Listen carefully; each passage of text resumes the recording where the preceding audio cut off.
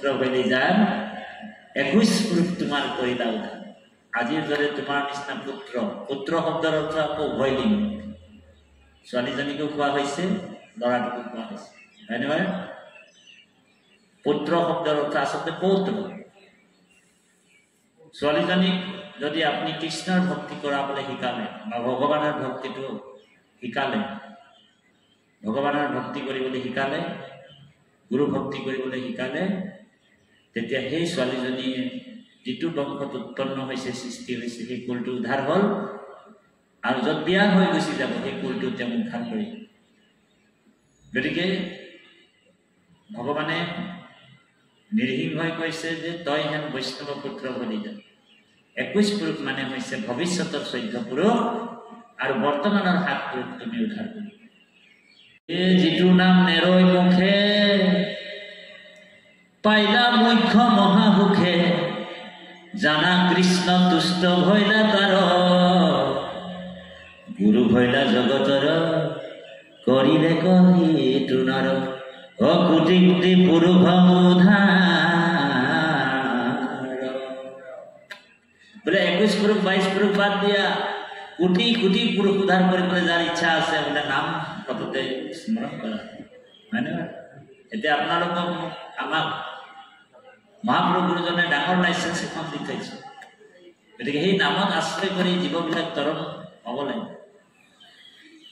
তাৰ উদাহৰণবিলাক বহুত আছে ভাগৱত। মহাপুণ্যৰ ফলত সুপুত্ৰ পায়। আৰু 3 নম্বৰ হৈছে মহাপুণ্যৰ ফলত সুভাৰ্যা পায়। ভাৰ্যা মানে পত্নী। এগৰাকী ধৰ্মপৰায়ণী পত্নী পাবলৈ হ'লে ধ্যান দি শুনিব, বৰ গুৰুত্বপূৰ্ণ কথা আইসকলৰ কাৰণে। এগৰাকী ভক্তিপৰায়ণী পত্নী পাবৰ কাৰণে মহাপুণ্য লাগে। এগৰাকী সুনীতিপৰায়ণী, ধৰ্মপৰায়ণী, ভক্তিপৰায়ণী পত্নী পাবলৈ হ'লে মহাপুণ্য লাগে। যিগৰাকী পত্নীয়ে আপোনাক কৃষ্ণমুখী কৰাব, ভগৱতমুখী কৰাব, ভাগৱতলৈ আহিবলৈ কোনোদিন আপোনাক বাধা নিদিয়ে। বোলে ভাদ্ৰ মাহত বোলে 1 মাহ জুৰি বোলে ভাগৱত পাঠ হৈ আছে, যিগৰাকী পত্নীয়ে আপোনাক বাধা কৰে ভাগৱতলৈ যাবলৈ, আমাৰ আদিবাসী ভাষাত কৈছে দেই, যিগৰাকী পত্নীয়ে কৈছে বোলে তুই আজিও গেলি ভাগৱতে, তুই কালিও গেলি ভাগৱতে, তুই যদি সব দিন ভাগৱতে যাই থাকবি তো ঘৰেৰ বাজাৰটাকে কৰবে। এনেকুৱা পত্নী এগৰাকী পাই গ'ল যেতিয়া গম পাই গ'ল যে আপুনি নৰকত পৰিব লাগিব। অ হৰি, যিগৰাকী পত্নীয়ে আপোনাক ক'ব গধূলি 6টাৰ পৰা ভাগৱত আৰম্ভ হৈছে নামঘৰত, আপুনি সোনকালে যাওকচোন, হয়নে? পাঠ কিজানি শেষেই হ'ল, ভকত কিজানি নামঘৰৰ পৰা বিদায় ল'লে, সোনকালে যাওকচোন, বাকীবিলাক কাম মই কৰি দিম। এনেকুৱা পত্নী এগৰাকী যদি কেনেবাকৈ আপুনি পাইছে, তেনেহ'লে আপোনাৰ জীৱন ধন্য, মহাপুণ্যৰ ফলত আপুনি লাভ কৰিছে। গতিকে কৃষ্ণই হৈছে, কাৰণ 6টা গুণ যাৰ ওচৰত আংগিকভাৱে আছে। জ্ঞানম শক্তি বলে ঐশ্বৰ্যম বীৰ্যম তেজম সচিত্তাঃ ভগৱান শব্দ বাচানি বিনা হেহি গুণম। যে 6টা গুণৰ আংগিকভাৱে যাৰ ওচৰত আছে সেইজনেই হ'ল জ্ঞান শক্তি বল ঐশ্বৰ্য বীৰ্যম তেজ সচিত্তাঃ। আৰু কোন ভগৱান হ'ব পাৰে? উৎপত্তি প্ৰলয়ম চৈব ভূতানাং অগতি গতি, যোনে উৎপত্তি প্ৰলয় সব 3টা কাম একেলগে কৰে। ভগৱান কৃষ্ণই উৎপত্তিও কৰে, পালনো কৰিব পাৰে আৰু সৃষ্টিও কৰিব, সংহাৰ কৰিব।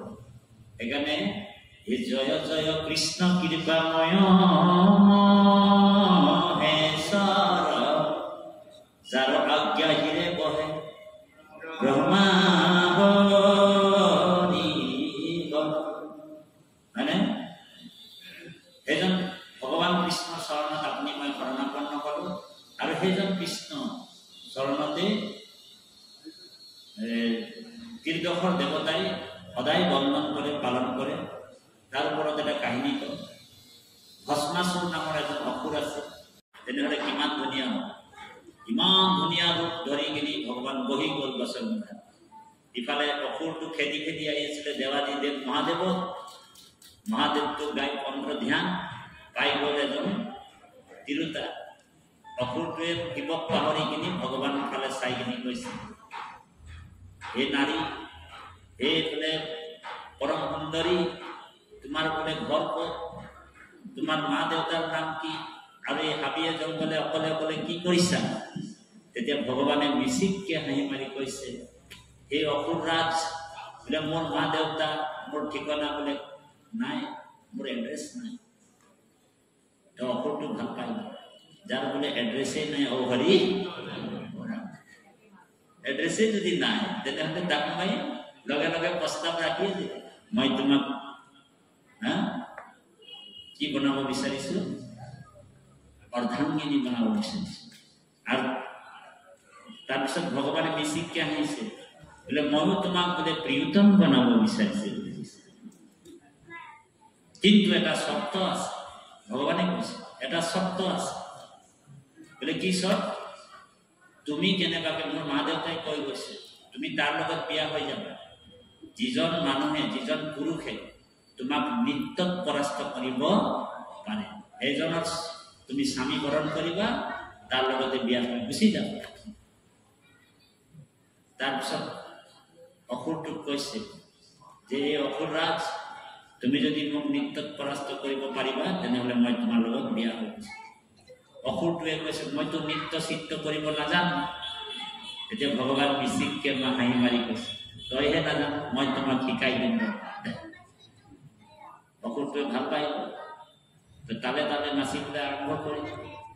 অসুৰটো ভগৱানে কৈছে, তাক খিটি খিটিতাম, ধেই ধেই খিটিতাম, খিট খিট খিটিতাম, তাম তাম খিটিতাম, এনেকুৱা নৃত্য আৰম্ভ কৰিলে।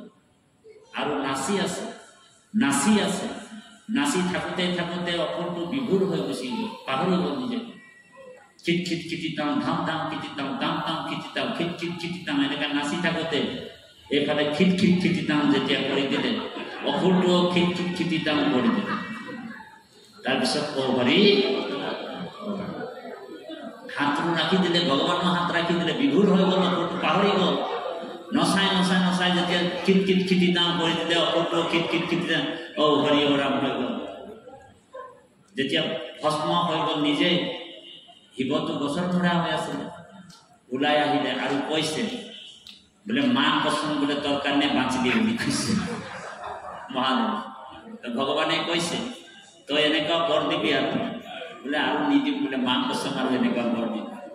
ইয়াৰ পৰা এটা কথা ইয়াত আছে, ভাগৱতত 6ষ্ঠ স্কন্ধত আছে, হে হৰিবিনে হৰিবিনে আসন্ত যতে আন দেৱ, আপোনাক ৰাখিবা নোৱাৰন্ত কেৱল। কি বুলি ক'লে? বোলে হৰিবিনে আছে যতে আন দেৱ, আপোনাক ৰাখিবা নোৱাৰন্ত কেৱল। নিজকে ৰাখিব নোৱাৰে, আপুনি কি আপোনাক বচাব পাৰিব, আপোনাক ৰক্ষা কৰিব পাৰিব? গতিকে আমি সেই পৰমাত্মা ভগৱান কৃষ্ণ চৰণত শৰণাপন্ন হ'ব লাগিব জীৱবিলাক, তেতিয়াহে জীৱৰ মংগল হ'ব। কোনোবাই